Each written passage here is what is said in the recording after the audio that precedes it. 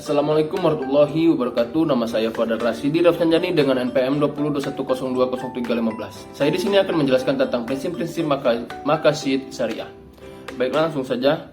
Secara bahasa maqasid syariah terdiri dari dua kata, yaitu maqasid yang artinya kesengajaan atau tujuan dari syariat, dan syariat artinya jalan menuju sumber air.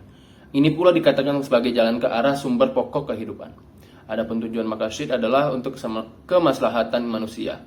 Kemaslahatan dapat terrealisasikan dengan baik jika 5 pokok dapat diwujudkan dan dipelihara, yaitu pertama, agama, kemudian kedua, jiwa, ketiga, keturunan, 4, akal, dan yang terakhir yaitu harta.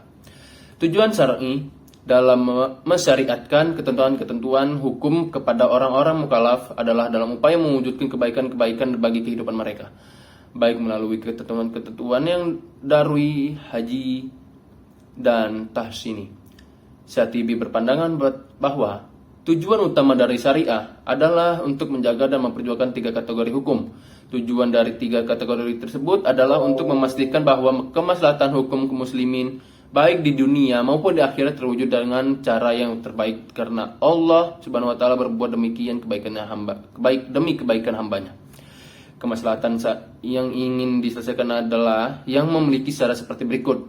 Pertama, masalah itu harus real atau berdasarkan prediksi yang kuat dan bukan khayalan. Yang kedua yaitu maslahat yang ingin diwujudkan harus benar-benar dapat diterima akal. Yang ketiga yaitu harus sesuai dengan tujuan syariat secara umum dan tidak bertentangan dengan prinsip umat syariat. Yang keempat itu mendukung realisasi masyarakat daruriyat atau menghilangkan kesulitan yang berat dalam beragama. Adapun manfaat mempelajari maqasid syariah ialah sebagai berikut.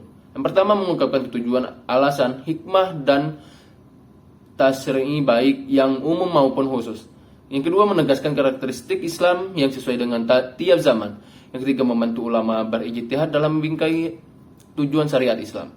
Yang keempat, mempersempit perselisihan dan tashub di antara pengikut mazhab fikih. Pelengkap maqasid al-syariah. Yang pertama yaitu pelengkap maqasid ad-duriyat. Ketika Tuhan mensyariatkan salat untuk menegakkan dan memelihara unsur agama, syar'i memerintahkan agar salat itu dikumandangkan dengan azan sesudah masuk waktu dan dikerjakan dengan berjamaah sebagai kelengkapannya. Yang kedua yaitu pelengkap maqasid hajiyat. Tatkala syara memberikan kemurahan kepada orang yang sedang dalam berpergian untuk mengqashar as-salat, lalu disempurnakan kemurahan itu dengan diperbolehkannya menjamaknya. Yang ketiga itu pelengkap maqasid tahsin. Syar'i mewajibkan bersuci untuk menegakkan urusan tahsini, kemudian kewajiban bersuci itu disempurnakan dengan aturan-aturan sunat bagi bersuci.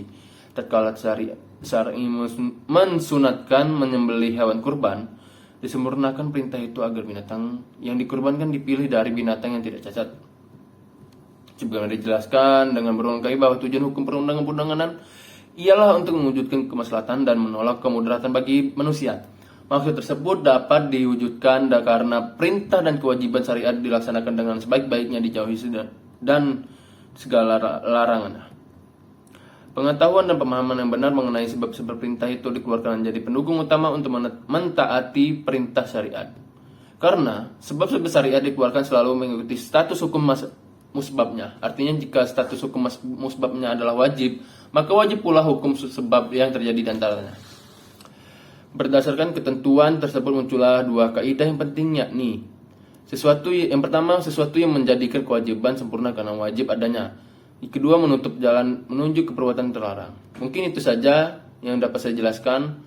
Cukup sekian. Terima kasih. Wassalamualaikum warahmatullahi wabarakatuh.